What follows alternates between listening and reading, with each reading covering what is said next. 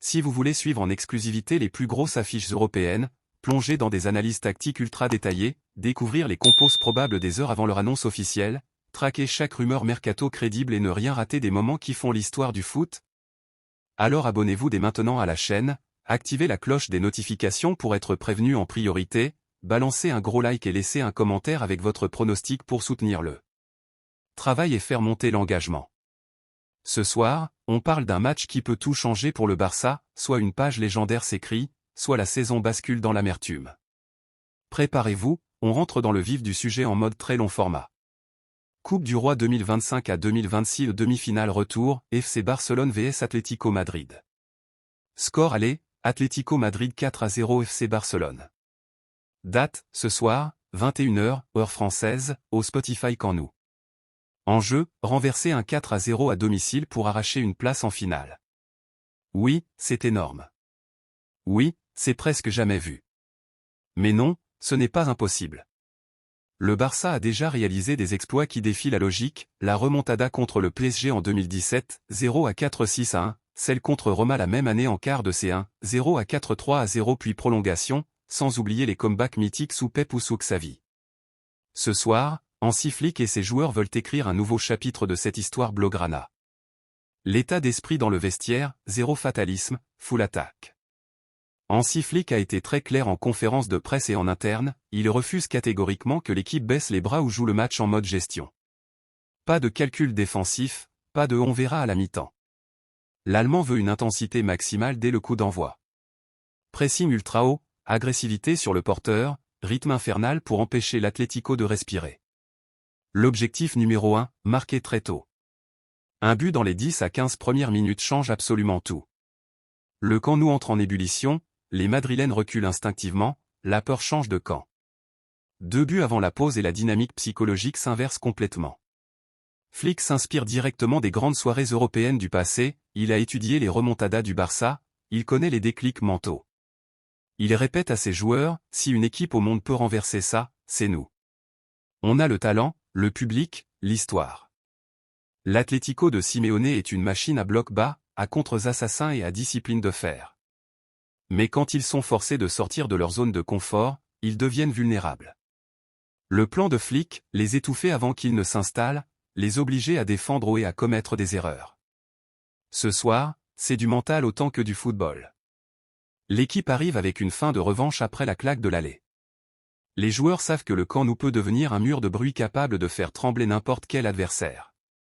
La défense, la forteresse doit tenir à 0. Aucun but encaissé. C'est la condition sine qua non. Si l'Atlético plante ne serait-ce qu'un pion, le Barça doit en marquer 5 pour passer. Mission herculéenne. Johan Garcia dans les buts, le jeune gardien, très solide cette saison avec plusieurs clean sheets décisifs, doit être irréprochable. Commandement vocal sur les corners, arrêt réflexe sur les frappes lointaines de Griezmann ou de Paul, et surtout une relance propre sous pressing. Une erreur égale but quasi certain. Il a déjà sauvé des points précieux cette saison, ce soir il doit être le rock ultime. Dans l'axe, Pau Cubarsí et Gérard Martin. Cubarsí, à seulement 19 ans, est déjà l'un des meilleurs défenseurs centraux d'Europe en lecture du jeu et en relance propre. Il devra être impérial dans les duels aériens, anticiper les appels en profondeur de Julián Alvarez et ne rien laisser passer. Gérard Martin fait son retour après avoir purgé sa suspension, il était expulsé à l'aller.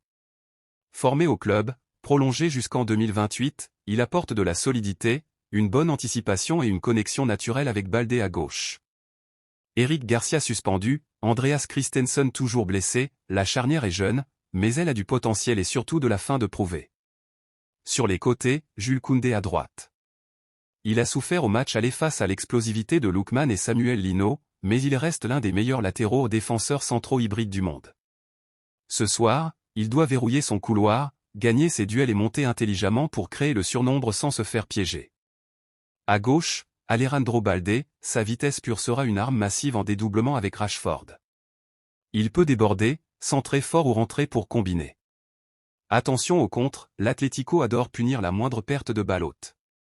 Toute la défense devra communiquer sans arrêt, rester compacte et ne jamais baisser les bras même si le score monte. Marc Bernal, le récupérateur. Il doit être un aimant à second ballon, pressé sans relâche Coquet et Pablo Barrios, casser les contres avant qu'il ne se développe. Sa maturité malgré son âge est bluffante. Il a déjà montré qu'il pouvait dominer des milieux plus expérimentés. Ce soir, il sera le premier rempart. Pedri, le cerveau du jeu. De retour de blessure, il est l'homme qui fait passer le ballon d'un camp à l'autre en une touche. Il doit dicter le tempo, trouver les passes tranchantes entre les lignes, accélérer quand le bloc adverse recule. Avec Pedri à 100%, le Barça gagne en fluidité et en créativité. Il peut aussi se projeter dans la surface pour surprendre. Pas de milieu passif ce soir. Flick veut que les deux se complètent, Bernal détruit, Pedri construit. Si ce duo est dominé, l'attaque ne verra jamais le ballon dans de bonnes conditions. Ils devront aussi aider la défense sur les phases de pressing adverse. Un milieu qui gagne 70% de ses duels change tout le match. L'attaque, ultra-offensive, 4-2-3 impensé pour tout casser. Avec Lewandowski out, fracture orbitaire gauche contre Villarreal, forfait confirmé pour plusieurs semaines, pas de pivot classique. Flick mise sur de la mobilité, du pressing constant et des courses en profondeur. À droite, Lamine Yamal. Le phénomène. Après son triplé récent et ses performances XXL cette saison, il est inarrêtable en 1 contre 1, provoque des fautes, tire de loin, centre précisément. Il doit percuter dès le début pour faire reculer la défense madrilène. À gauche, Marcus Rashford. Prêté, et bientôt acheté définitivement pour environ 30 M € d'après les dernières infos, sa vitesse en profondeur va faire mal si l'Atlético recule. Attention à sa finition parfois irrégulière, mais son explosivité et ses appels sont un atout majeur face à un bloc bas. Axe offensif faux 10, Rafinha. Rôle libre. Il rentre sur son pied droit, frappe de loin, combine avec Pedri, multiplie les projections. Très bon en ce moment, il peut aussi dézonner pour créer des décalages. Pointe, Ferran Torres. Plus mobile que le oui, excellent en pressing sur la première relance, Musso ou la charnière. Il va multiplier les appels, créer des espaces pour les ailiers, se montrer disponible partout. Il a déjà marqué des buts décisifs en revenant de l'ombre. Banc de luxe, Dani Olmo pour la créativité, Fermin Lopez pour l'énergie, Bargi pour la percussion. Flick aura des munitions pour changer de rythme si besoin. Le 11 probable du Barça ce soir, 4-2-3-1 ultra-offensif. Johan Garcia. Koundé au Cubarsi, Gérard Martin au Baldé. Bernal au Pedri. Yamal Rafinha Rashford. Ferran Torres. Scénario possible, du rêve à la catastrophe.